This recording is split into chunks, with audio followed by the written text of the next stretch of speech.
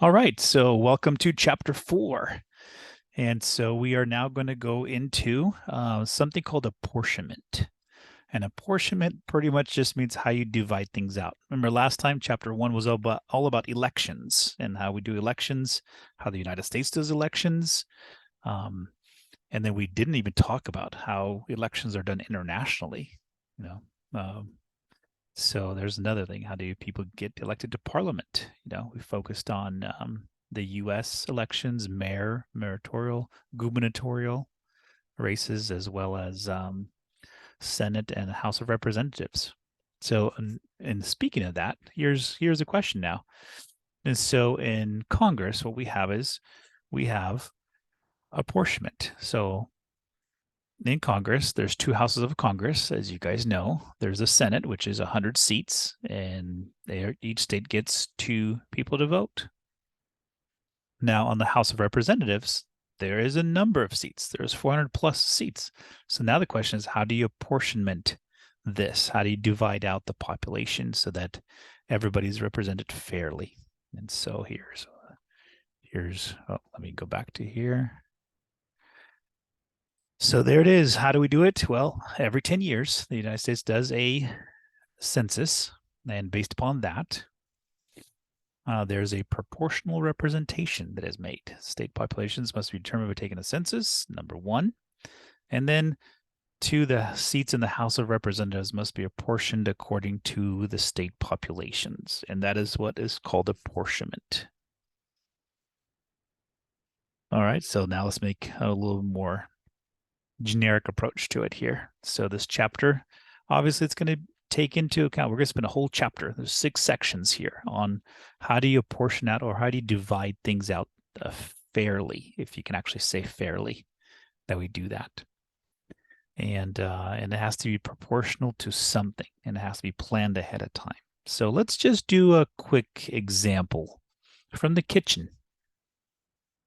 So let's do this here. Let's say Mom has a total of 20 identical pieces of candy. Let's say they're all wrapped up, they're wrapped together. And if that's the case, you can't just kind of divide out pieces of candy divide. So you actually have to give out the whole piece of candy. So there's only 50 to give. And she has 5 children. So first things first is, what does it mean to be fair? And so you could divide out 10 caramel candies to each child, and we would say that that's fair. I'm kind of thinking, what happens if the child's at different ages? Does the 18-year-old, the 10-year-old, and the 1-year-old, should they all get 10 pieces of candy? Age could be a nuance where you have to sort of undo things. And the other part is, how about at least this mom is she wants to do it according to the work they have done. Hey, that's another one. The work and reward ratio. So she's going to take a look at the number of hours they spent working and the chores that they've completed. And the person that's worked twice as much as the other person should get twice as much candy. And so let's go for it. Let's see how this all works out. So she has 5 children: Alan, Betty, Connie, Doug, Ellie.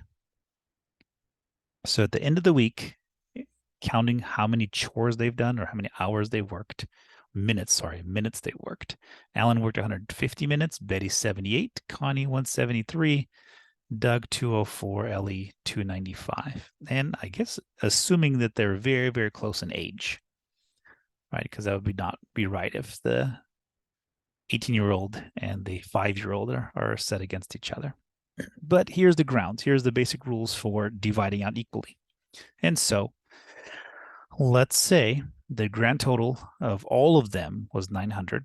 We take Alan's work, which is 150, divided by 90, and we have this proportion. So minutes worked over the total minutes worked altogether as a group, over how many pieces of candy he gets, over the 50 of the total number of pieces of candy is going to. So if you were to multiply these out, 900 times x, 150 times 50, and then divide out by 900, you should get 8 1/3. It'll be 8.333 on your calculator.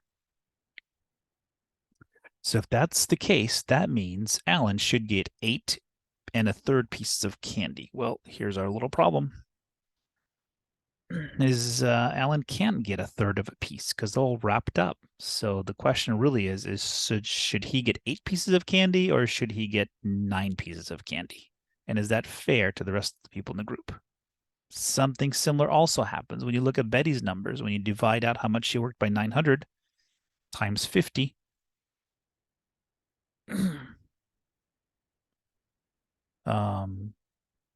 you get 9 and 11/18 of a piece. So here's our little problem. So check my figures to make sure it's correct. But you should get those figures there. So how should mom divide this? And that is called apportionment.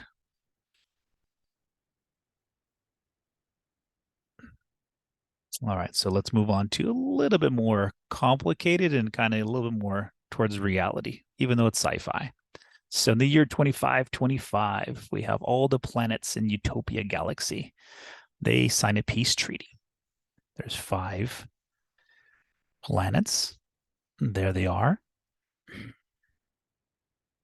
Kind of similar to the people's names, but they're going to form an intergalactic federation. The federation is going to be ruled, and they're going to consist of 50 elders that are going to make laws. So now the question is, how should these be apportioned? Let's go with it. So let's say this, of the people that are the population in billions of planets. So there's 150 billion people in Alanos. There's 78 billion. So 173 billion here, 204 billion here, and Elysium. I think that was a movie. 295 here. So now the question is this, how should we divide these out? Well, just like the kitchen example, what we can do is we can add them all up and we can divide and see what happens. But let's actually see what happens. Let's go to the numbers themselves. So to make it a little bit easier on us, we're going to, of course, label them and assign names of A, B, C, D, E. A little bit easier. We're going to put them into a table and we go from there. So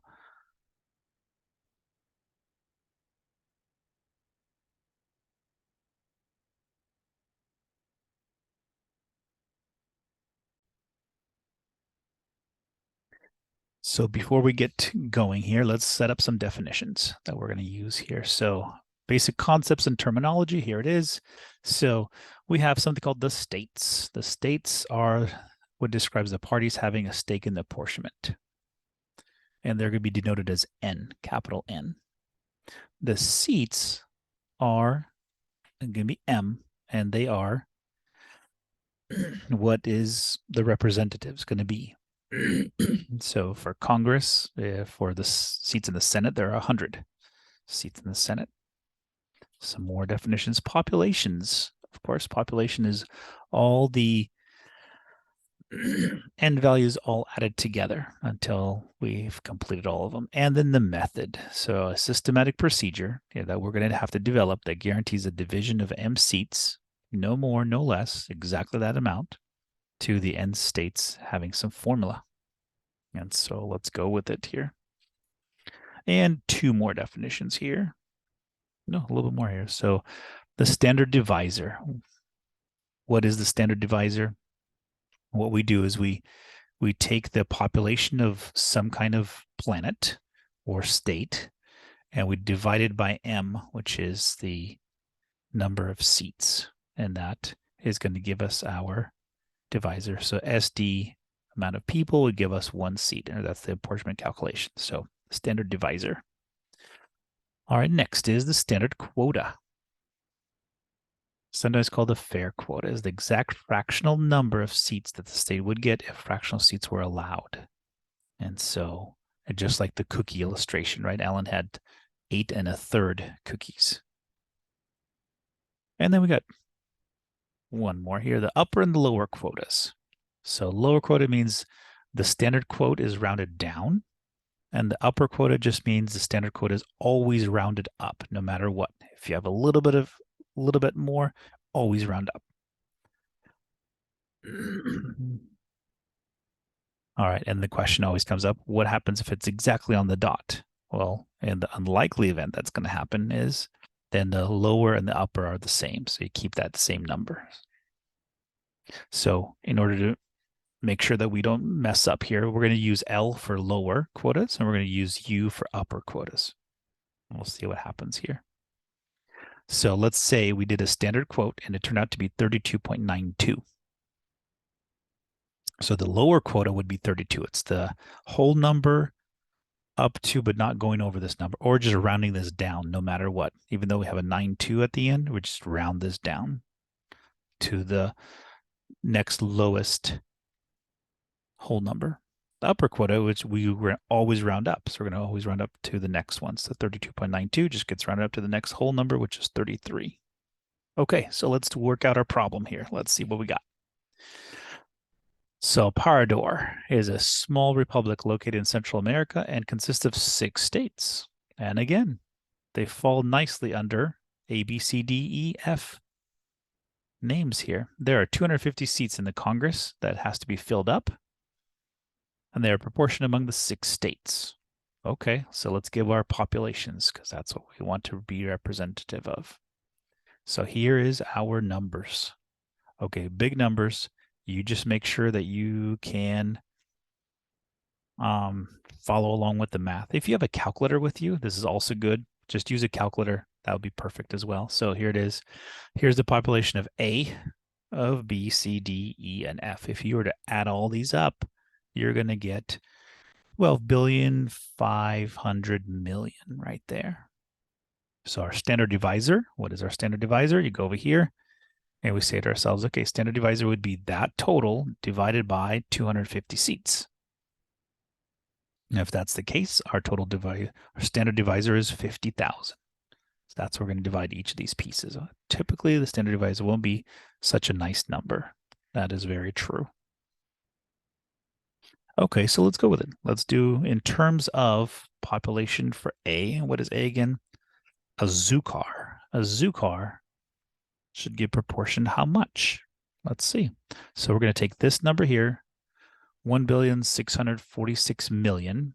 I'm sorry, 1,646,000 divide by 50,000. And what we get, we take this, and the proportion that we should get is 1,646,000 divided by 50,000. Hey, this number again, 3292.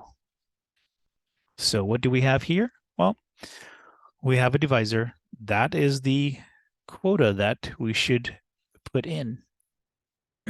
So according to just the population, strictly population, a zukar should have got 32.92 seats. Now, the only problem is can't have that, right? Because you can't portion out a 0.92 out of a seat. So what do? Well, let's go for it here. Here's the solutions. In fact, here's what we're going to go through. Well, we're going to go through different methods that have come up in the beginning of American history that actually have had to deal with this situation. So yes, you could give a zukar 32 seats, or you can give a zukar 33 seats. And it seems like the best solution is just, Mr. Ngiev, come on, just round off. Just round off like you normally do. 32.92 would just give us 33. Absolutely, that works. Let's see how this works out for all the others as well. So if we did that, we got 32.9. And if we do that, we divide out this, divide out this one, divide out this, divide that by 50,000, divide this by 50,000. And if you were to add this up, you'd get 250. So now, if you were just to round this, let's see, this would be 33. Tell me if I'm correct here. That'd be 33. That would be 139. This would be just 3. That would be 41.82. That'd be 42. That would be 14, and that'd be 20. So if we just round, like we normally round numbers, what happened was we get this number. We get 33, 193, 3, 42, 14, and 20, which add up to 251. And we're off by one number, and that's exactly the problem. So now the question is, how do you divide out this extra seat? Who gets this extra seat? And we'll see how that works here. So I think also in your mind, what means like, hey, yeah, no, the ones that's the closest. Yeah, that could be true. Let's see what happens. So conventional rounding of the standard quotas is not an apportionment method. Sometimes it ends up apportioning exactly M seats, but often it ends up apportioning more than M seats, or sometimes less. And now the question is what do you do with this extra seat? All right, let's move on to the homework here as we go. So real quick here, that's what 4.1 is all about. It is kind of giving you the problem at hand. So there's our problem. Our problem is going to be, how do we apportion it? What are the things that have been invented? Well, the U.S. presidents, when they were looking at this, they were very early in American history. They have made these solutions here. So Hamilton came up with a solution. Jefferson also came up with a solution. And in modern day, we have come up with our own solutions here. So we're going to explore those in the other rest of the chapter. But right now, let's jump to some of the homework problems that would sort of go through, and they'll be very similar to your homework that is for you to do. So the Republic of Waidia is a small country consisting of 4 provinces. There's the numbers. And if you need to, you can pause the video in order to do the work yourself, then come back to see if you match with me. That's kind of the whole point here. So there's our populations. Suppose there are 100 seats available for the Congress to be apportioned among the 4 provinces. So now the question is, find the standard divisor. And from there, then find each province standard quota. Now you don't have to round, it's just getting the numbers. So you can actually work with the numbers. Pause the video now and try it yourself. Okay, so hopefully you pause the video, try it yourself, and here are the answers. So standard divisor, remember, is adding all these up, dividing by how many seats there are, and you should have came up with 50,000. And you divide each of these guys by 50,000. That should be 87.2, 45.6, 14.58, and 52.62. Done. That is one homework assignment, and it'll be very similar to your homework assignments. Again, just kind of doing the numbers. Next problem. Tasmania State University is made up of 5 different schools: Ag, Business, Ed, Humanities, and the Sciences. ABEHS for short. Total number of students at TSU is 12,500. So now notice the faculty positions at CSU are apportioned to the various schools based upon the school's respective enrollments. That's interesting. That's kind of how we do it at West Hills College a little bit as well. We see how much faculty, how many students are in certain programs, and if it's kind of maxing out. So here it is. Find the number of faculty positions at TSU, find the standard divisor, and find the number of students enrolled in each school.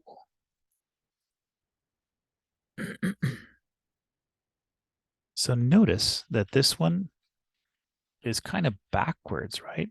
We already know what the standard quota is. It's this right here. That's the standard quota. So 32.92 faculty should have been here. 15.42 should have been here. So this has already given us the standard quota. So can you go backwards to find the number of faculty positions? Let's go with it. So number of faculty positions are, you just add up all these right here without reducing them, and you find out there's 250.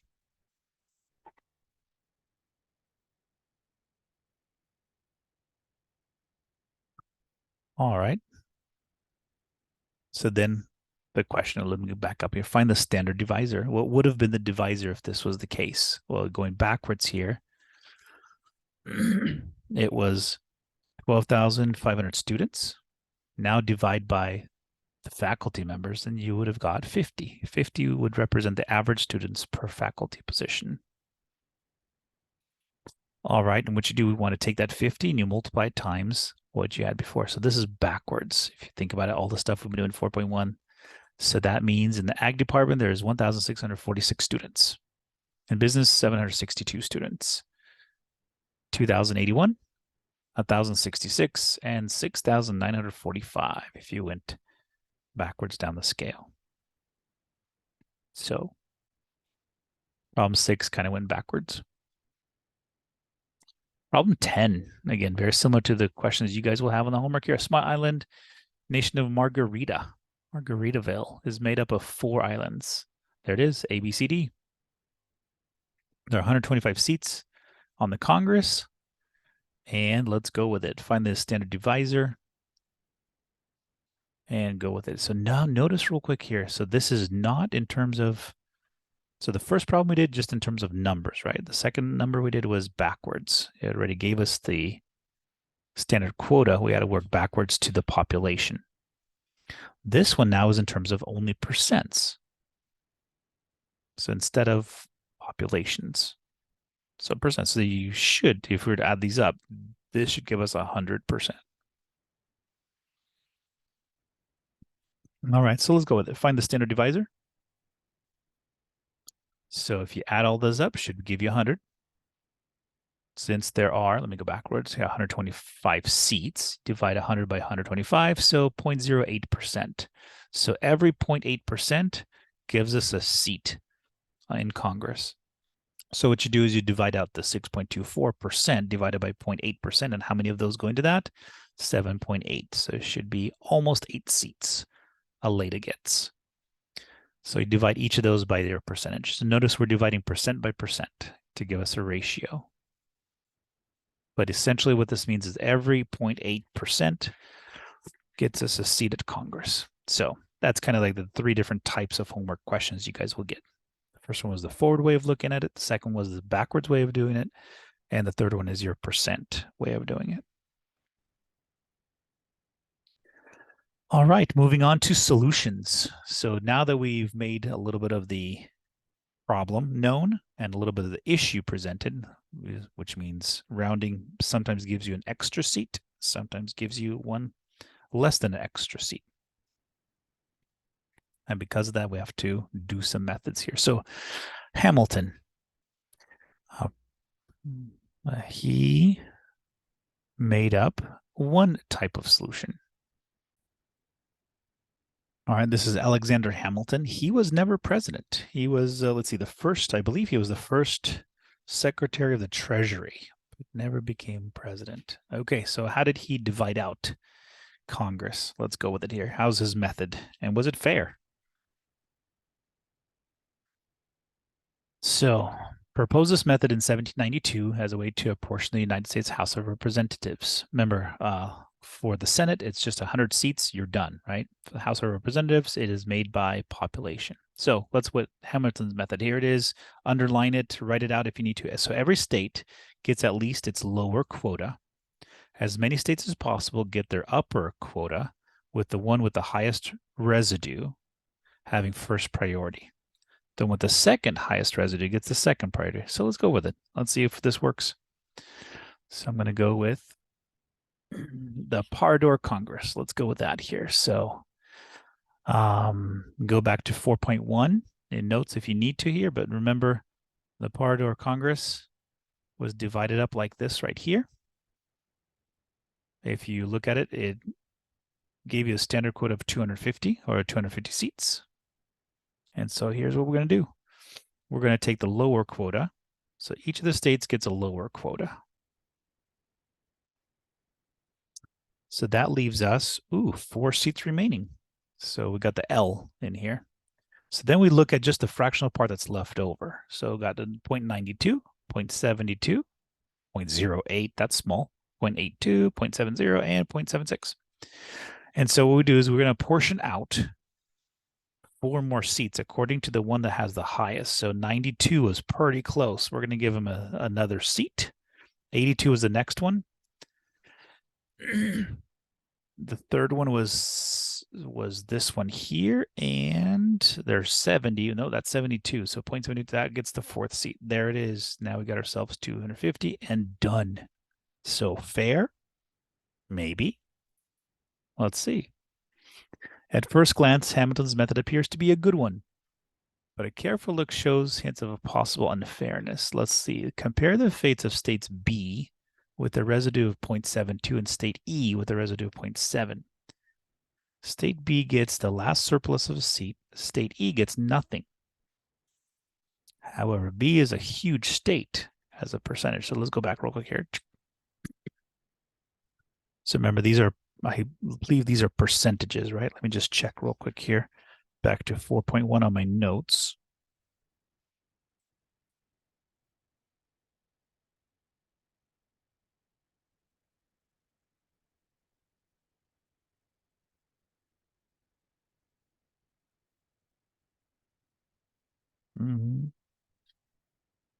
Okay. So notice the population here. So even though you go to 0.7 right here, right? There's a 0.72, right?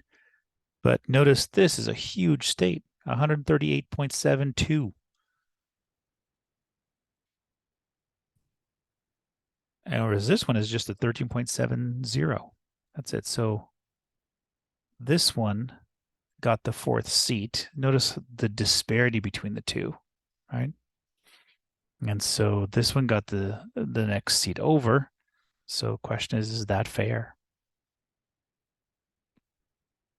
Well, whereas because E is very small, its residual is 0.7, for which it gets nothing, represents more than 5% of the population.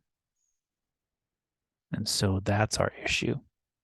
So what happens with Hamilton's method is it relies entirely on size of the residues without considering what those residents actually represent as a percent of the state's population. And so what happens is it forms a bias in favor of larger states over smaller ones. That's what happens. So not a good apportionment. It's not population. It should be population neutral, and it is not. It's really in favor of larger states as it's critiqued.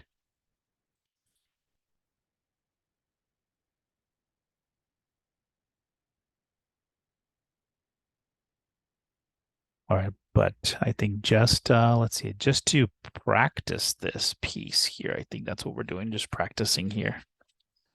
Small town of Kalavas consists of 3 states: Bama, Tecas, and Imus, with a total population of 200,000. And we need 200 seats. So if we do the calculation, it looks at our standard deviation, which is 200,000 divided by, it's this number here, divided by 200 gives us nice. Our standard divisor is 1,000. All right, with such a beautiful standard divisor, of course, the numbers are rigged. Of course, you can quickly find out the standard quotas. Let's just divide it out. So we take that number, divide it out. We get ourselves 9.4, 90.3, 100.3, and the total would be 200. Cool. Okay, so Hamilton's method, here it is. You get lower quota, lower quota, lower quota, or missing one. Or missing one value. So who's going to get the value? Well, this is 0.4 extra. This is 0.3 extra. This is 0.3. These guys are tied. This one wins. So Bama gets an extra vote, and let's see what happens here.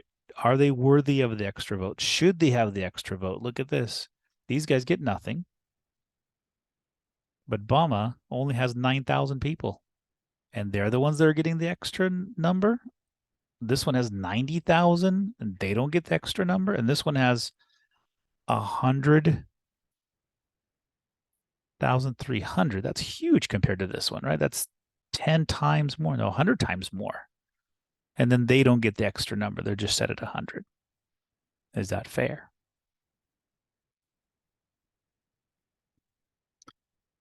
Okay, now we'll ask ourselves, what happens if the number of seats to be apportioned increases to 201? Just one extra seat, what happens? So notice what happens here. So there's a 201 seats. Nothing else changes. Populations are totally the same. So now we have 2 seats to give. But notice when you divide by 201, notice how drastically these numbers change. So this one, instead of being 0.4, then 0.3, and then 0.3 extra, now this becomes 0.75. Becomes 0.8. So now it's flipped. Now these guys get the extra 2 seats or extra 1 seat each just by changing the apportionment, just by changing it to 1 extra seat in Congress. That's our interesting problem with this method. It changes things so quickly. And so first you need to find the standard divisor, such as a nice round number anymore. And so 995.02. And if we do that, we have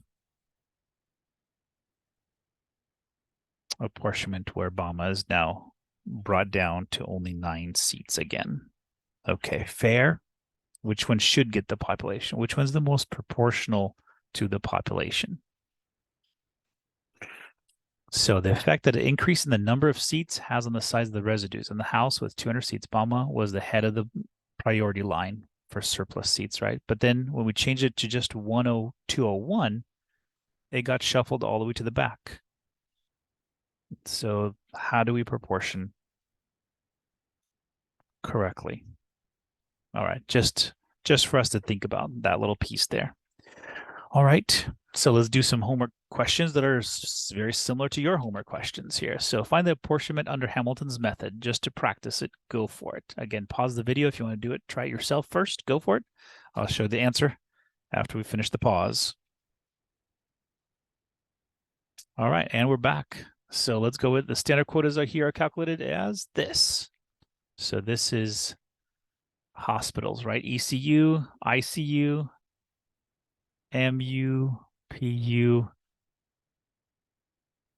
and I forget what those names are. I know ICU is intensive care.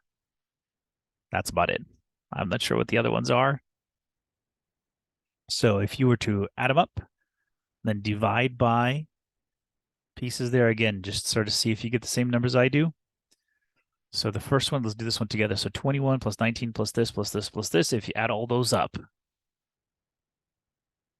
and then you go back and you divide 21 by that number, you should get 40.385. 36.538. Now, again, this is dividing by the standard divisor, each one of these, right? So each one gets a lower limit. So this one gets 40, this one gets 36, 67, and 57, and 44. And their sum is 240. So now we have 2 more nurses remaining to allocate. And the fractional bars looks like 0.38, 0.583, 0.380, 0.692, and 0.077.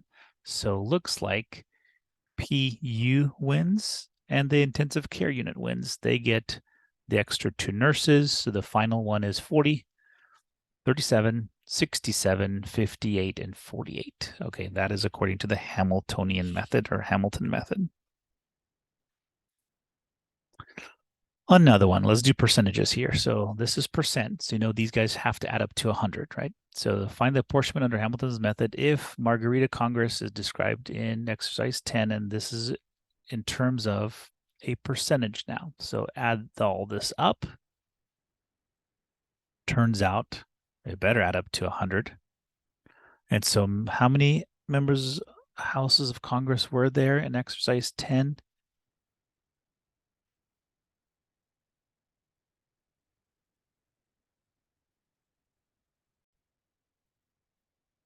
Remember, if you go back to exercise 10 on in 4.1, we did that. There were 125 seats. So if we add this up, divide by 125, it's a 0.8. 0.8% gives us an individual seat, right? And so if we do that, and you did the work for this already in 4.1, and we did the work for 4.1. So then we got ourselves this 7.8, 32.7, 35.6, and 48.9. Again, we're just practicing the Hamiltonian method.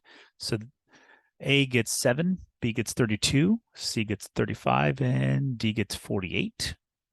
And if you do that, the sum total would be 122.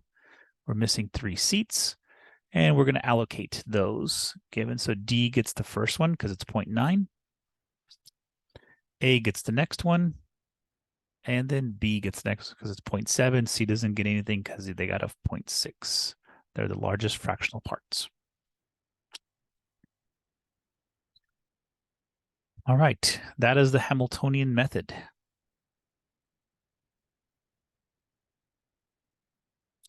And then we have Jefferson, which actually was one of the presidents of the United States. He came up with a version that at least people thought was a little bit more fair than the Hamiltonian method. I guess maybe that's why he was president. We'll see. So here it is, our next method, attributed to Jefferson. He proposed it as the right appropriation method for the U.S. House of Representatives in 1792.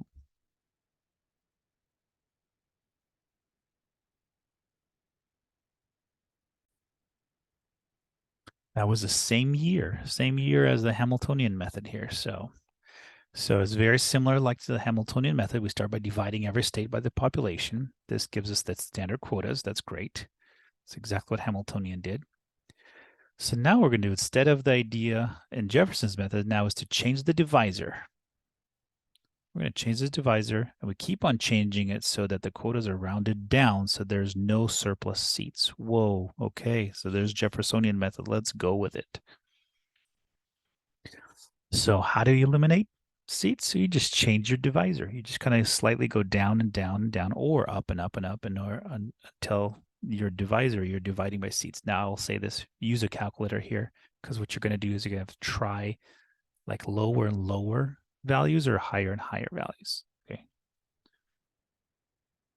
So the idea is that by using a lower divisor, we make the quotas bigger.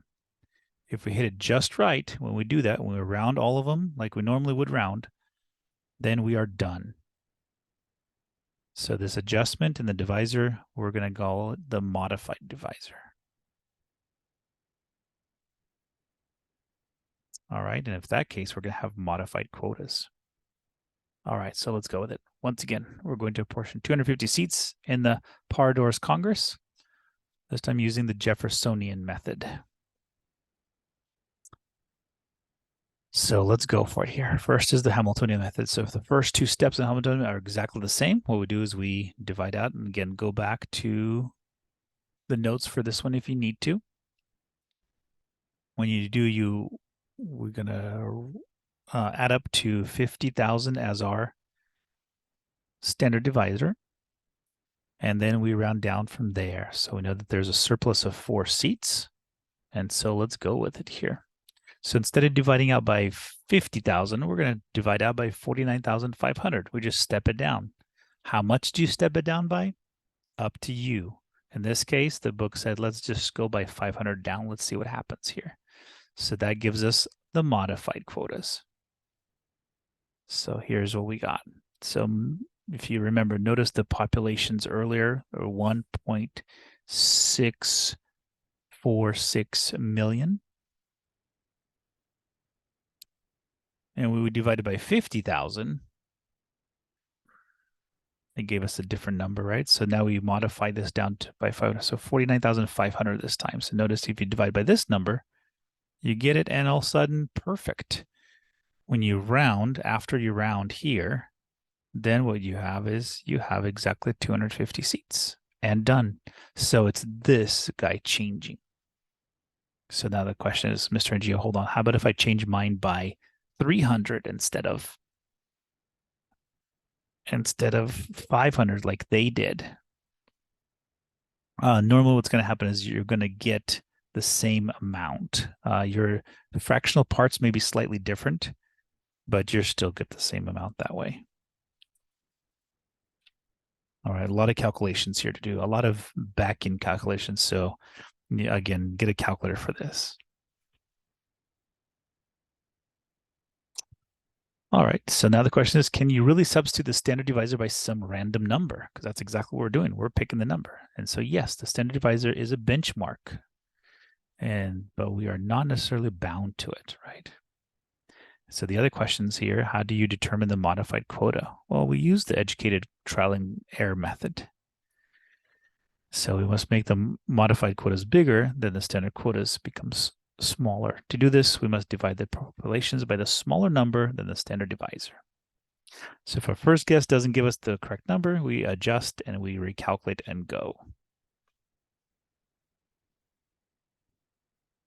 So if you want to just kind of see in the textbook, this you do step 1, step 2, step 3, but let's try it as part of the homework questions we have here. So hopefully you can kind of see this here. I'm going to do a few things here. So the Republic of Galicia Galicia is divided into 4 provinces. There it is, A, B, C, D. Galicia uses the Jefferson method to appropriate 50 seats for the House of Representatives and shows the population of 4 provinces in millions. So let's go with it. We're going to do A, B, C, D, E, F, G. This is in terms of millions. They just took a census. There it is. And now they're going to redo stuff here. So find the standard divisor and the standard quotas for each province. That would be just the regular stuff we would do for Hamilton as well, right? Determine how many seats would be apportioned if each province was given its lower quota. And then determine how many seats would be apportioned if the divisor, 50, 100, 500,000, is used to compute the modified quota. So then we're going to use D for the standard divisor. Determine how many seats would be apportioned if we used 530,000. And then determine how many seats if we used 520,000. And then how about if we used 110,000? Again, lots of computations. Please use a calculator. Without any additional computations, find 3 different divisors that would work under Jeffersonian method. So let's jam. So part A. So the standard divisor is you add up all of them, divide by how many seats we got, and we have 534,000. And if we did it like this, then what we do is we divide each of those by that. So 11.05, again, check your work. 14.61, 11.42, and 12.92. And then taking the lower quotas of each one, that would give us 11. That would be 14. That would be 11, and that would be 12. The sum of these is 48, which means we have 2 more seats. So here's what we do. Instead of using the Hamiltonian method, we switch over to use the Jeffersonian method. Here it is. So this one, instead of using 534,000 as divisor, we're going to just pick, as C indicated for us, let's just pick a little lower one. Let's pick this one. And if we picked 500,000, nice even number, we get 11.8. And again, taking the lower divisor each time, the lower quota, 15. Canwell gives you 12, and Drundell gives you 13. What's that? That's a little bit too high. Notice, oh, that's not going to work because we have 50 seats, not 51. So we up it just a bit. We're going to divide everything by 530,000. And if we do that, that's a little bit too big of a divisor. Again, you do it yourself because it gives us 49 seats, but we're close. We just didn't add the 4,000 into here. If we use 520,000, divide again each one by that, and voila, we finally get to what we want is the 50. All right, and then how about this one here? So notice if I use a number that's like a little bit smaller than 520,000, the question is, will it still give us the same numbers? Let's see. So this one, instead of 11.35, now we got 11.57. And so now notice Anlin or Anline, still the same number. Brock, same number. Clanwell, same number. Drundell, same number. Boom.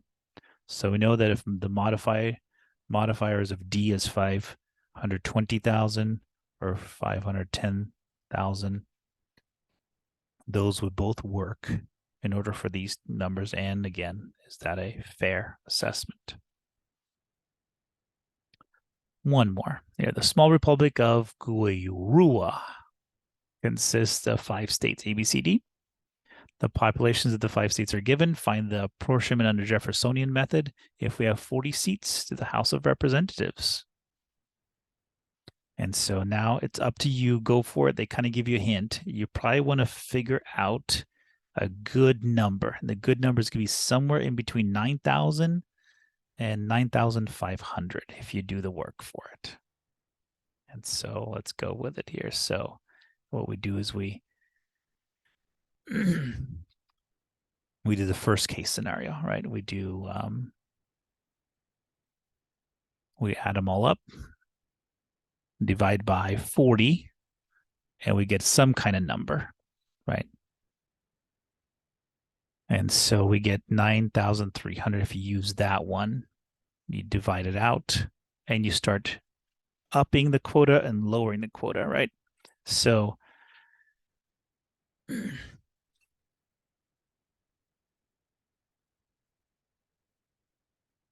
And so any number between 9,258 or 9,386 would work in there. So if we use 9,300, we obtain the fact that this should give us, again, this is the modified, right? This is, you already did the Hamiltonian method. You found out if you need to go up or down, and then you started going up in order to get the divisor that you want. And so with the lower quota, 3, 11, 6, and 15, and 5, if you add these guys up, you get what you need off that table.